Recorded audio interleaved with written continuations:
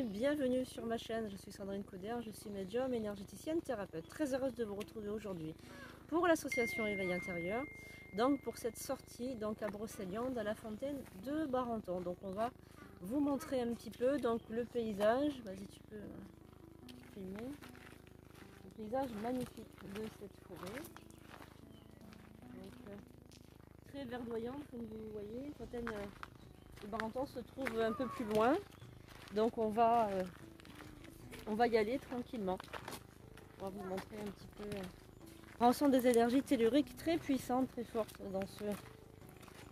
dans ce chemin, voilà, qui est entouré de la forêt de Brocéliande avec des arbres majestueux.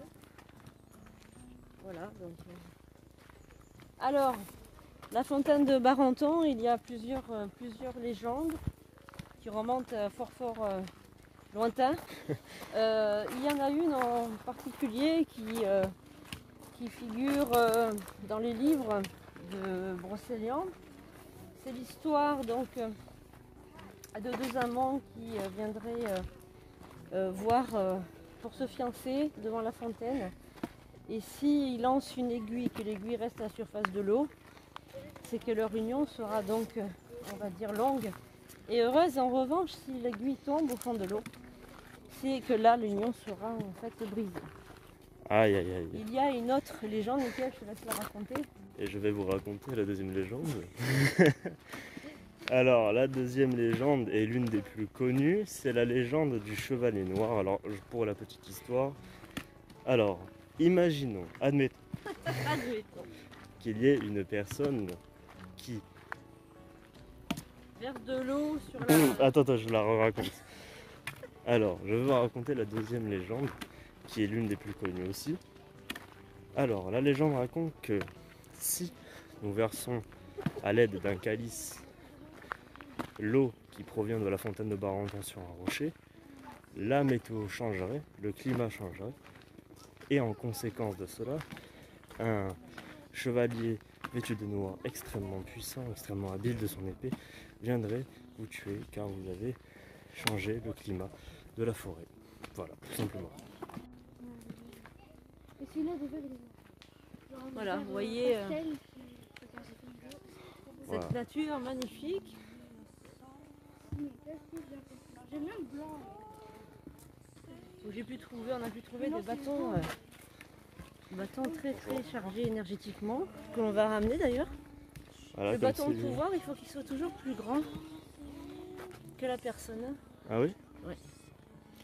Voilà, donc après il faut le poncer, bien évidemment, et rajouter des pierres, ce qui fera un beau bâton de pouvoir. Par contre, on sera vraiment dans les forêts médiévales, hein, par contre. Hein. Ouais. Ça se voit que c'est pas des forêts de ville Ah non, aménagées, elles sont vraiment sauvages.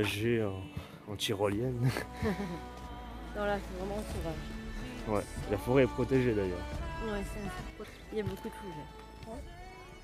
L'arbre de tronc, il est dit par ici que c'est un arbre magique, c'est on va dire une entrée en Brocéliande. Et regardez sur le côté ici, vous en avez un deuxième. Voilà. Ah Donc oui. là vraiment on a une porte. Hein. Regarde. On a une porte avec une vibration très puissante. Mhm. Alors on va pouvoir rentrer.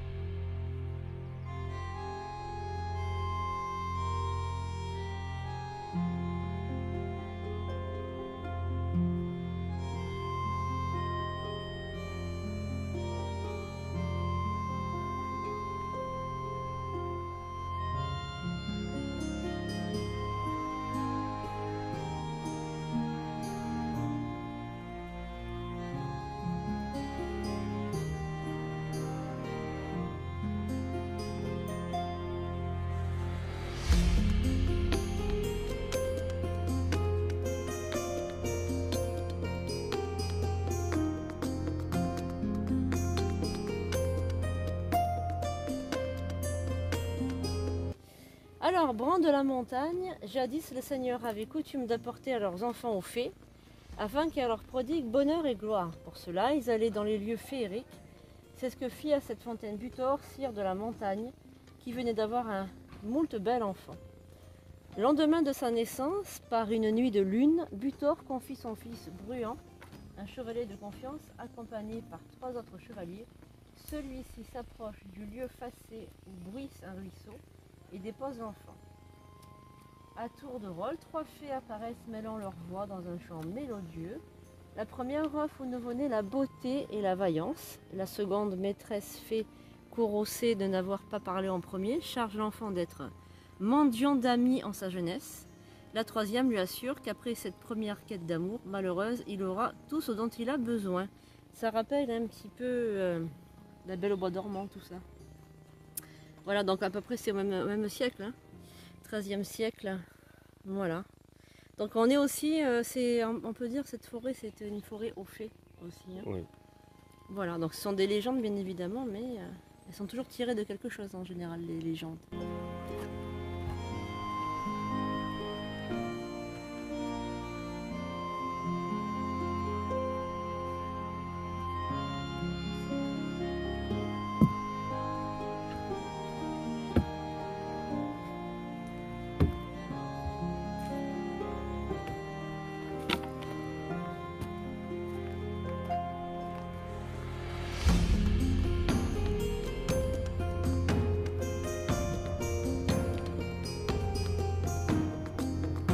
Là, on voit une petite table avec des bouts de bois qui servent de siège. Donc ils devaient se réunir là pour faire des rituels magiques. C'était un genre d'hôtel.